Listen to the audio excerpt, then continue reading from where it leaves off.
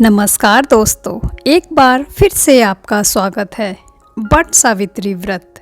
वट सावित्री व्रत सौभाग्यशाली महिलाएं अपने पति की लंबी उम्र और अपने सुखी वैवाहिक जीवन के लिए करती हैं।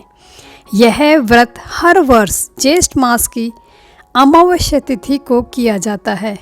यह महिलाओं के लिए बहुत ही महत्वपूर्ण व्रत होता है। अपने पति के प्राणों की रक्षा के लिए सावित्री यमराज से भी लड़ गई थी। इस व्रत के दिन इस कथा का श्रवण अवश्य करना चाहिए। इस दिन शनि जयंती भी मनाई जाती है, इसीलिए ज्येष्ठ अमावस्या तिथि बहुत ही शुभ मानी जाती है। वट सावित्री व्रत की कथा इस प्रकार से है। भद्र देश के एक राजा थे जिनका नाम अश्वपति था। भद्र देश के राजा अश्वपति के कोई संतान नहीं थी। उन्होंने संतान की प्राप्ति के लिए मंत्रोच्चारण के साथ प्रतिदिन 1,00,000 आहुतियाँ दी। 18 वर्षों तक वो ऐसा ही करते रहे। इसके बाद सावित्री देवी ने प्रकट होकर वर दिया कि हे राजन, तुम्हें एक तेजस्वी कन्या पैदा होगी। सावित्री देवी कृपा से जन्म लेने के कारण कन्या का नाम सावित्री रखा गया। कन्या बड़ी होकर बहुत ही सुंदर और रूपवान हुई। योग्य वर न मिलने की वजह से सावित्री के पिता दुखी हुए। उन्होंने कन्या को स्वयं वर तलाशने के लिए भेज दिया। सावित्री तपोवन में भटकने लगी। वहाँ साल्व देश के राजा दस्युमत सेन रहते थे, क्योंकि उनका राज्य किसी ने छीन लिया था। उनके पुत्र सत्यवान को देखकर सावित्री ने पति के रूप में उनका वरण किया। ऋषिराज नारद को जब यह बात पता चली तो वह राजा अश्वपति के पास पहुँचे और कहा कि हे राजन, यह क्या कर रहे हैं आप? सत्यवान गुणवान है, धर्मात्मा है और बलवान भी है, पर उसकी आयु बहुत छोटी है। वह अल्पायु है। 1 वर्ष के बाद ही उसकी मृत्यु हो जाएगी। ऋषिराज नारद जी की बात सुनकर राजा अश्वपति घोर चिंता में डूब गए। सावित्री ने उनके कारण पूछा तो राजा ने कहा, पुत्री, तुमने जिस राजकुमार को अपने वर के रूप में चुना है वह अल्पायु है। तुम्हें किसी और को अपना जीवन साथी बनाना होगा।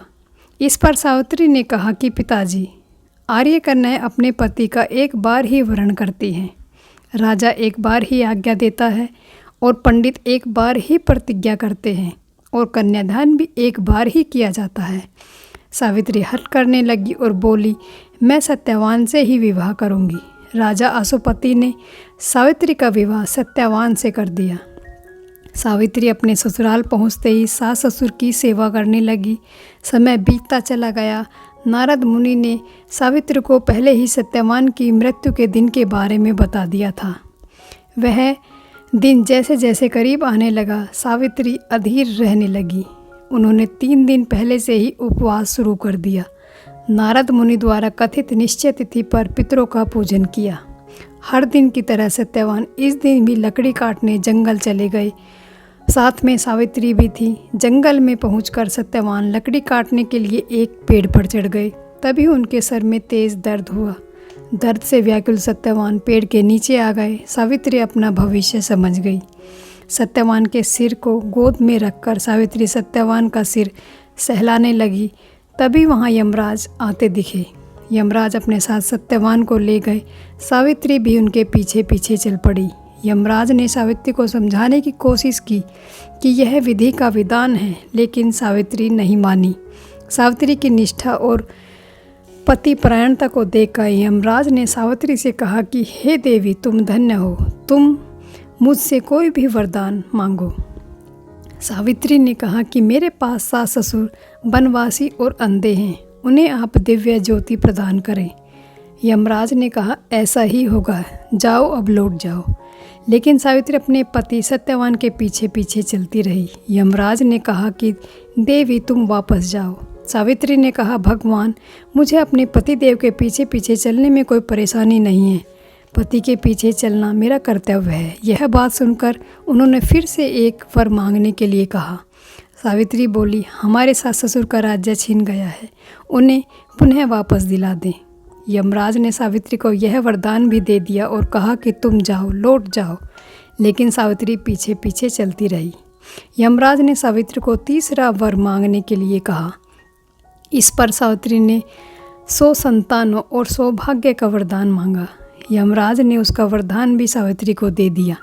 सावित्री ने यमराज से कहा कि प्रभु, मैं एक पतिव्रता पत्नी हूँ और आपने मुझे पुत्रवती होने का आशीर्वाद दिया है। यह सुनकर यमराज को सत्यवान के प्राण छोड़ने पड़े। यमराज अंतर्धान हो गए और सावित्री उसी वट वृक्ष के पास आ गई जहाँ उसके पति का मृत शरीर पड़ा हुआ था। सत्यवान जीवित हो गया और दोनों खुशी खुशी अपने राज्य की ओर चले गए। दोनों जब घर पहुँचे तो देखा कि माता पिता को दिव्य ज्योति प्रदान हो गई। इस प्रकार सावित्री सत्यवान चिरकाल तक राज्य सुख भोगते रहे।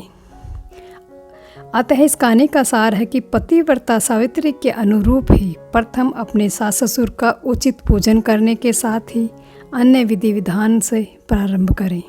वट सावित्री व्रत करने से, इस कथा को सुनने से उपवासक के वैवाहिक जीवन या जीवन साथी की आयु पर किसी प्रकार का कोई संकट नहीं आता, और आता भी है तो वह टल जाता है। बोलो माँ सावित्री की जय।